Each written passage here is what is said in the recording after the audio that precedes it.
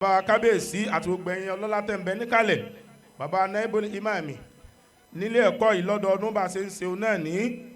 àtúnwá ní ìgbìyànjú tá a tún ṣe tí wọ́n ní kí a ṣe òun náà ní ètò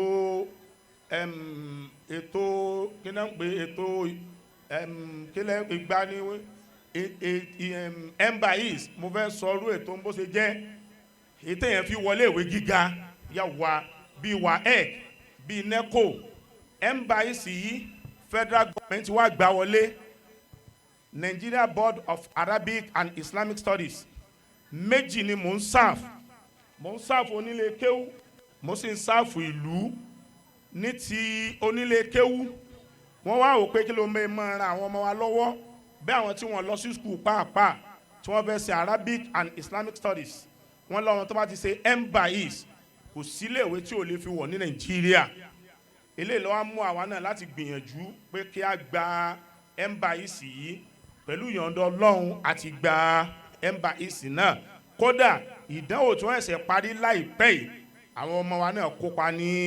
inú rẹ̀ tá à ń sì ń retí èsìn àwọn ọmọ wa ń ṣe neco wọ́n ń ṣe waec tí wọ́n fi ń wọ iléèwé gíga tó bá di ọ̀la àwọn ọmọ tó fẹ́ jáde ọlọ́dún mẹ́sàn-án ẹ rí ọ̀pọ̀lọpọ̀ wọ́n ti wà níléèwé gíga even ọmọ tèmi gan bẹ nínú wọn tó náà ti wà ní uni Osun tó sì lo ọdún mẹ́sàn-án láàyè yìí kó tó lọ síbẹ̀ lọ́ọ̀ ló ń rídìí lọ́wọ́ lẹ́yìn kó ti kéwú ẹ̀ àwọn tó ṣe nọ́ọ̀sì ń bẹ nínú wọn àwọn tó ṣe àkáǹtì ń bẹ nínú wọn mass communication ń bẹ nínú wọn oríṣiríṣi field ìlà àwọn mẹ́yìn yà á sí tí wọ́n bá ti ṣe tán ṣùgbọ́n àwọn tí wọ́n bá fẹ́ ṣe Arabic pọ́nbélé embais yìí ó wúlò púpọ̀ àwọn wa ti ń ṣe kọ́lọ́n kó ràn wá lọ́lẹ̀ ní èrí ṣùgbọ́n bá a ṣe wá ń ṣe gbogbo eléyìí tó tí wọ́n wọlé ìwé ga tí wọ́n ṣe gbogbo ẹ̀ ọdọọdún náà lá ní ìdí bùkátà bàbá kábíyèsí ilé kéwú ó ní ìdí bùkátà púpọ̀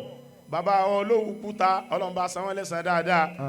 nígbà tí wọ́n wá bí ní last year wọ́n láwọn ò rí ilé kéwú tó báyìí rí lágbègbè yìí bí wọ́n ṣe sọ ní gbangba nìyẹn wọ́n ní markas bàbá wa Sheikh Abdul Al-Ilori ní Agége ní làwọn yúùsì mọ́jú pé táwọn bá pàdé ní Mubarakah ọjà àwọn lẹ́nu pé orí adé yìí fi owó lẹ̀ ṣùgbọ́n àwọn ó ṣe gudugudu méje yàyà ní èsìn wàláhì wọ́n sì ṣe wọ́n láṣẹ sí Ọlọ́run báyìí àṣẹlẹ̀ gbé lọ́wọ́ pé àwa mùsùlùmí sì rèé aká rẹ̀ púpọ̀ nípasẹ̀ Ọlọ́run gbogbo àwọn tó bá wá rí iná ni wọ́n ràn wá ní ọwọ́ nínú àwọn tó wá kù díẹ̀ tá a nídìí nílé ẹ̀kọ́ yìí bíi mẹ́rin péré náà ni àkọ́kọ́ a nídìí hostel fún àwọn ọmọ tí wọ́n wá láti dálẹ̀ wọ́n ní hostel ṣùgbọ́n hostel yìí kò gbà wọ́n mọ́ àwọn tó ń bẹ ní hostel tá a ní báyìí wọ́n fẹ́ lé ní 80 wọ́n dẹ̀ tó ká ọmọ mi dé even jọ Wednesday wọ́n tún mọ ọmọ kan láti Ondo tí ẹni ọmọ gbé hostel a nídìí hostel gbogbo ní dídùn ọlọ́rẹ tẹ bá fẹ́ràn wá ní ọwọ́ ẹlẹ́ẹ̀kejì ilé ẹ̀kọ́ wa a nídìí ọkọ̀ school box ẹ dákun ẹlẹ́ẹ̀kẹta a nídìí hall even tẹ bá fẹ́ kọ́ fún wa ẹ má kó rẹ̀ fún wa ẹ tó ní mo fẹ́ kọ́ hall fún yín kó kàn wá bí ilẹ̀ tẹ́kọ̀ sídà á filẹ̀ hàn bọ́ ọ bá ti kọ́ tán kó kì í lé alọ́ mo fẹ́ bá ń ṣe hostel ẹ̀mẹ́ tí ó ṣe wá ẹ̀fọ́ àkọ́kọ́rọ́ rẹ̀ mọ́sálásí wa kò gbà wá afẹ́fẹ́ àwa pé a ṣe program kan tó jẹ́ special program a pé ẹnìkan àní dákọ̀ ẹ̀ ní gbangba àní dákọ̀ ẹ̀ àwa náà ti kẹ́kọ̀ọ́ púpọ̀ èmi máa ń dákọ̀ ní gbangba dáadáa ṣùgbọ́n àní dákọ̀ ní gbangba mọ́ báyìí ẹrú Ọlọ́run náà dẹ̀ délé kéwì kì í ṣèjọ afla gbogbo tí mo wí gẹ̀ẹ́tì tó oṣù méjì wọ́n dẹ̀ bá àwọn ọmọ wa wọ́n bá wọn sọ pé kí wọ́n mójú kéwù àti ìwé ẹrú Ọlọ́run náà fẹ́ máa lọ wọ́n ní bàbá ó yẹ kẹ́ ẹ fẹ́ mọ́sálásì a ní kò sí owó ni ẹ kúkú rí eléyìí àti kọ́ àti kàn àti rẹ̀ ọwọ́ akúkún okú tais Dr. Fordil Abiola Dr. Fordil wọ́n sì wá sínú ilé kéwì wọ́n dẹ̀ níbi mọ́sálásí náà dé àwọn parí ẹ̀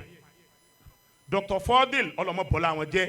wọ́n dẹ̀ parí gbogbo ẹ̀ wọ́n wá sínú ilé kéwù wọ́n fún àwọn olùkọ́ ní owó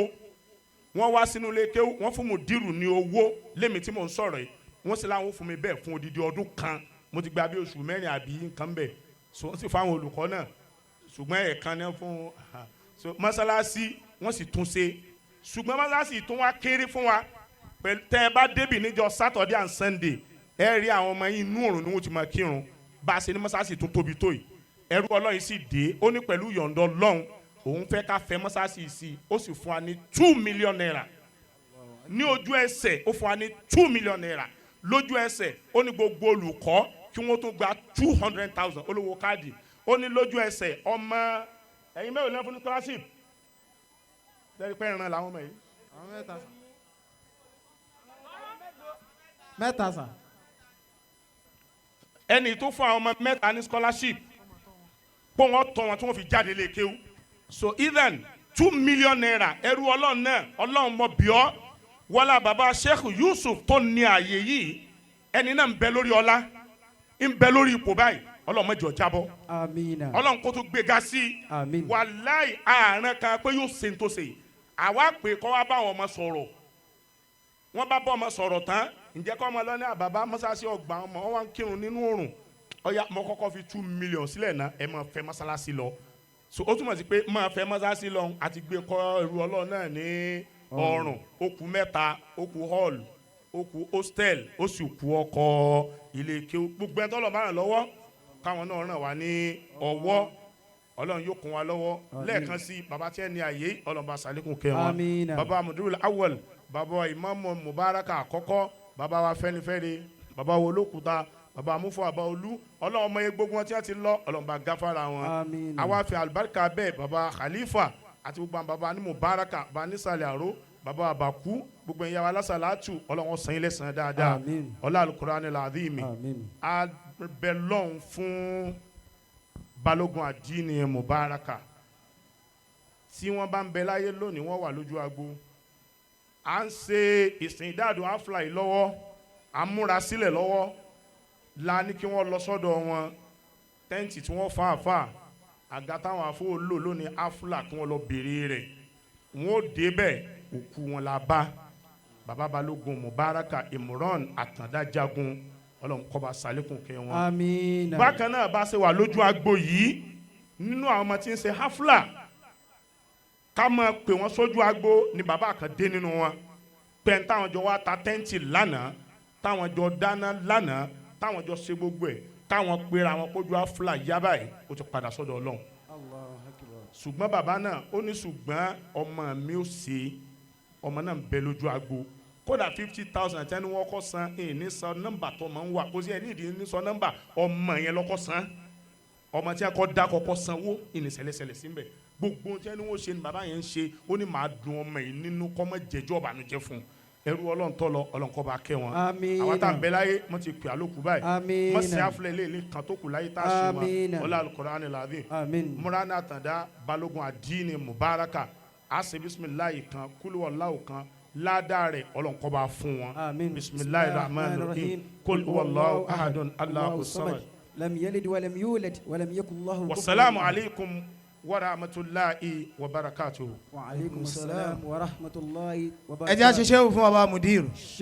gbogbo ẹ̀ ọmọ ní afúlà ẹ̀ máa bọ̀ wá ọmọ ní afúlà ẹ̀ máa bọ̀ wá kó má kẹ́ ẹnìkan ní tí ò ní débi gbogbo ọmọ ní afúlà ẹ̀ máa bọ̀ wá ní ìṣẹ́jú kan ní o lánàṣẹ padà báyìí kọ́kọ́ padà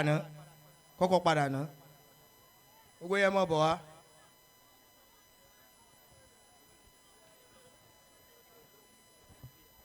ẹ bẹ̀rẹ̀ mọ́lẹ̀ bàbá ń ṣàdúrà fún yín lẹ́ẹ̀kan bẹ́ẹ̀ tí ń wo bàbá lọ́ọ̀kan làwọn náà ń wò yín lọ́ọ̀kan tẹ́ jẹ ṣúgà jù ní ìjẹ́ ìbẹ̀rẹ̀ ní àbẹ̀wò wákàtí 5 lẹ́ ìbẹ̀rẹ̀ báwọn. láhàn bàbá Al-Mudeer wọ́n ní gbogbo ẹ̀yọ́ mo ní hafla ọlọ́jẹ́ lálùbáríkà ọlọ́mọdé fi kéwù yín gbàrú la hawla wala quwwata.